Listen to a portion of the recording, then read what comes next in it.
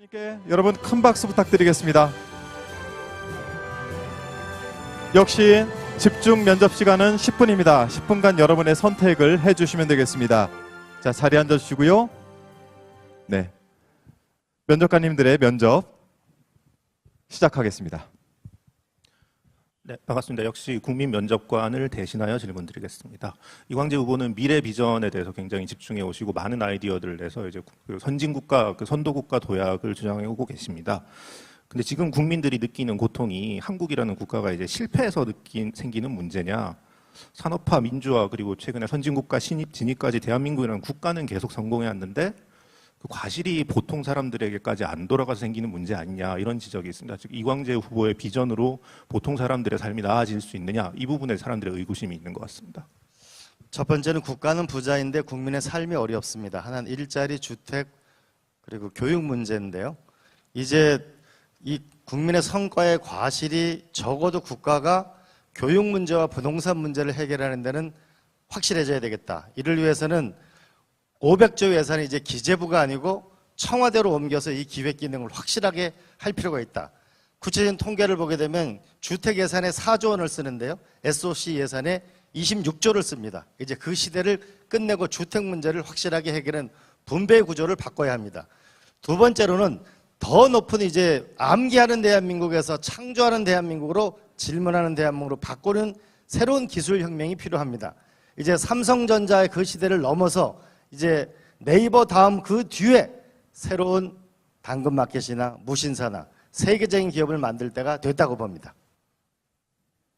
네, 새로운 어떤 디지털 경제에 대한 아이디어는 매우 혁신적이고 좋다고 생각합니다.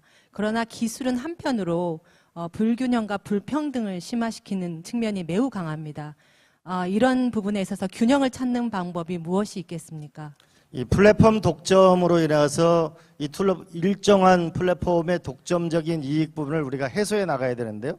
그러기 위해서는 저는 세 가지를 생각합니다. 첫 번째로는 우버처럼 거기에 참여한 사람들한테 주식의 15%를, 임금의 15%를 줄 수 있는 새로운 법이 필요하다고 생각합니다. 두 번째로는 라이더나 많이 플랫폼에 종사하는 노동자들이 노동잡을 만들 수 없기 때문에 공제조합 형태를 만들어서 그들의 권리를 향상시키는 게 필요합니다. 세 번째로는 공공배달 앱을 만드는 것보다는 이제 네이버나 다음 같은 데 국민연금이 10% 주준대요. 이때 우리가 투자를 해서 배당을 참여하는 사람한테 주는 새로운 시스템을 만들어서 플랫폼 독점이 아니고 플랫폼에 참여한 모든 기업과 주체들이 함께 이익을 공유하는 새로운 자본주의 역사를 써야 된다고 생각합니다. 정세균 후보와의 단일화를 선언하면서 민주적통 후보를 언급하셨습니다. 민주적통 후보가 구체적으로 무엇을 의미하는 것입니까? 김대중 대통령과 노무현 대통령, 문재인 대통령의 개혁성을 이어가는 것이죠. 그러면 민주당 후보 중에 민주적통 후보가 아닌 분이 있습니까? 누가 더 적통을 잘 이어가느냐, 발전시키냐가 중요하겠죠. 우리가 청출어람이라는 게 있잖아요. DJ, 노무현, 문재인 대통령에 플러스 알파를 만들어야 결국은 4기 정부가 성공한 정부가 되는 거라고 봅니다. 우리 모두가 적통이지만 더 훌륭한 후배이자 또 미래의 지도자가 돼야 대한민국이 앞으로 가겠죠. 예, 좋은 정책들을 다 같이 하면 좋을 것 같지만 현실에서 충돌되는 경우들이 상당히 많은 것 같습니다. 예를 들어보면 이제 문재인 정부 초기에 인천국제공항공사 비정규직 정규직화 정책, 이걸 젊은 세대들은 아직도 인국공이라고 부를 정도로 각인돼 있습니다. 이걸 공정의 문제로 명확하게 받아들이고 있는데요. 민주당 계열 정부의 이제 적극적인 노동 정책, 정규직화 정책을 포함해서 이런 정책들이 이제 청년 세대 공정 감각하고 충돌하고 있습니다. 이 문제를 이것도 하고 저것도 하겠다는 식으로 풀 수는 없을 것 같은데요. 보관이 있으십니까? 전 문재인 정부 처음부터 뉴딜을 만들어서 새로운 일자리를 만드는 쪽으로 출발했으면 훨씬 좋았을 거라고 생각합니다. 근데 우리가 방향이 맞았는 몇 가지 속도 조절 때문에 실패한 게 있습니다. 하나는 주 52시간, 그 다음에 최저임금제 같은 것이 우리가 속도 조절에 실패했습니다. 그러나 최저임금제도 계속 우리가 가야 될 일이고요. 주 52시간도 가야 될 일이라고 봅니다. 그러나 더 본질적인 문제는 결국 이 왜 공정이 불공정 때문에 분노하는가? 기회가 없기 때문에 그렇습니다. 기회가 없는 거를 반칙화 특권이 그것을 뺏어나가서 사다리를 없애고 있다고 하기 때문에 분노하는 거라고 봅니다.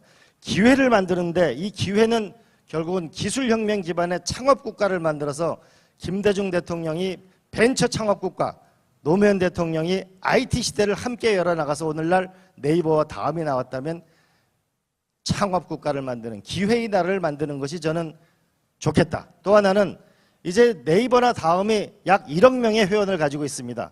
그러나 유튜브는 20억 명입니다. 디지털 경제 문화 영토를 5억, 10억을 넘겨나가게 된다면 우리는 무한정의 기회의 가능성을 가지고 살아갈 수 있습니다. 그렇다면 이모티콘 예. 하나도 시장이 유럽보다 커지겠죠. 예, 이 부분을 죄송합니다. 구체적으로 한 가지만 여쭤보겠습니다. 네. 지금 말씀하신 기회를 만드는 것과 비정규직 정규직화 정책은 있는 기회들을 나눠 가지는 정책에 그렇습니다. 가깝다고 들리는데 그런 취지십니까? 예, 아닙니다. 알겠습니다. 기회를 만드는 거를 저는 먼저 했어야 된다고 봅니다.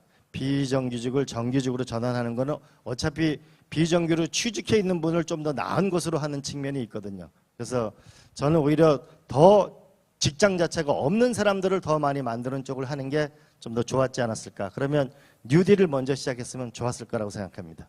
네, 이광주 후보님은 그 실용적인 진보, 그다음에 유능한 진보를 내세우면서 또 한편으로는 친재벌적 정책을 내세운다는 그런 평가도 있습니다. 그런데 과거에 우리 노무현 정부 시절을 되돌아 보더라도 그 좌측 깜빡이 켜고 우회전했다라는 그런 평가도 있었습니다. 그 실용 진보를 내세우는 정권과 재벌과의 관계 어떻게 형성할 수 있다고 생각합니까? 결국 스웨덴의 발렌베리가를 우리가 볼 수 있는데요. 발렌베리가는 우리 현재 삼성보다 훨씬 경제력 집중이 높습니다. 그런데 결국은 정부와 대타협을 했습니다. 지배 구조를 개선하는 문제. 두 번째는 일자리와 세금 문제에 약속을 하고 지난 수십 년 동안 스웨덴에서 가장 강력히 존중받는 나라가 저는 발렌베리가입니다. 저는 이제 한국의 재벌들도 곧 4세대로 가게 되면 대부분 해체돼 나갈 거라고 봅니다. 저는 꿈이 하나 있습니다. 과거의 단절을 꾀하고 이제 한번 사회적인 대타협을 한번 해보고 싶습니다. 우리나라 대기업과 기업이 갖고 있는 돈이 1천조 원입니다. 1천조 원은 우리나라 국민이 내는 세금의 2년치입니다. 이걸 가지고 대학을 지방에 있는 대학에 기업을 투자했을 때 새만금이나 카이스트 옆에 충남대나 부경대학교나 창원대학교나 이런 데 대학 도시를 만드는 대규모 투자를 했을 때 저는 확실한 세제 혜택을 줘서 일자리를 만들고 또 세금을 걷어서 우리가 새로운 희망을 만들고 싶습니다. 저는 공존하는 거라고 봅니다. 이제 재벌이라는 용어도 서서히 사라져 나가는 과거의 유물이 되도록 확실하게 개혁을 해나가겠습니다. 우리 후보님께서는 미래를 내다보는 관점에서는 다른 후보보다 본인이 가장 낫다는 취지로 말씀하신 바 있습니다. 그렇다면은 미래 세대를 위한 국민연금 문제가 심각한 상황인데요. 어떤 방안을 가지고 계십니까? 이거는 제가 노무현 대통령 때 두 가지 방안을 썼습니다. 하나는 연기금을 주식 투자를 했을 때 전부 야당에서는 연기금 사회주의라고 했지만 당시 주식이 700포인트에서 2000포인트로 끝났습니다. 그래서 우리가 국가의 국민연금이 많은 수익이 늘어났고요. 또 하나는 싱가포르의 GIC, 싱가포르 투자청 같은 걸 만들어서 국부펀드를 만들어서 세계적인 투자를 해서 결국 국가의 부를 획득하는 두 가지 정책을 했는데요. 저는 현재 국민이 갖고 있는 열심히 땀 흘려 번 돈이 1970조 원이라는 연기금이 있습니다. 그런데 이것을 가지고 해외 부동산 투자에 150조 원을 쓰고 있습니다. 저는 이것이 보다 공격적인 미래 기술 투자, 미래의 일자리를 만드는 투자로 나가게 되면 재벌 우리나라 대기업에 갖고 있는 1000조 원, 그리고 연기금을 갖고 있는 2천조, 3천조 원을 가지면 세계의 5대 금융시장이 됩니다. 여기서 이 힘을 가지고 일자리를 M&A를 세계를 향해 나가면 성공할 수 있다고 봅니다. 한 가지 더 예를 들면 요 정도만 일단은 좀 네, 시간이 알겠습니다. 좀 부족하니까요. 죄송합니다. 예, 질문 이어서 좀 드리겠습니다. 네. 지금 연금기금이 이른 시일 내에 고갈될 것이라는 전망이 계속적으로 나오고 있는데요. 우리 후보님께서는 그 연금기금의 투자 측면에서 말씀을 주셨습니다. 네. 이 투자는 사실 좀 불확실한 것이고요. 오히려 지금 당장 연금 보험료를 인상하든지 더 늦게 받든지 더 작게 받든지 이것들 중에서 하나를 택해야 한다는 전문가들의 주장이 많이 있는데요. 어떻게 생각하십니까? 저는 그 연금 개혁도 우리가 한번 해야 되지만은 전체 재정 개혁 550조도 근본적으로 저는 새로 하는 국가의 근본 이 재정 구조를 한번 근본적으로 한번 다시 고쳐야 돼서 그 연장선상에서 생각해야 된다고 봅니다. 그거 단 하나만 가지고 개혁하기에는 쉽지 않습니다. 지금 말씀하신 여러 장밋빛이라고 표현하겠습니다. 미래 비전들이 잘 작동했을 때 대학을 가지 않았거나 지방대를 나와서 그 월 200만 원 생활을 계속하고 있는 그 커리어가 상승한다는 전망이 없는 청년들한테 내려갈까요? 낙수 효과 얘기를 다시 듣고 가는 느낌도 듭니다만. 저는 낙수 효과를 믿지 않습니다. 그리고 돈이 많이 드는 분수 효과도 믿지 않습니다. 네. 대학 도시에 투자해서 여기까지 지방을 살려야 듣겠습니다. 합니다. 네, 고맙습니다. 큰 박수 부탁드리겠습니다. 네.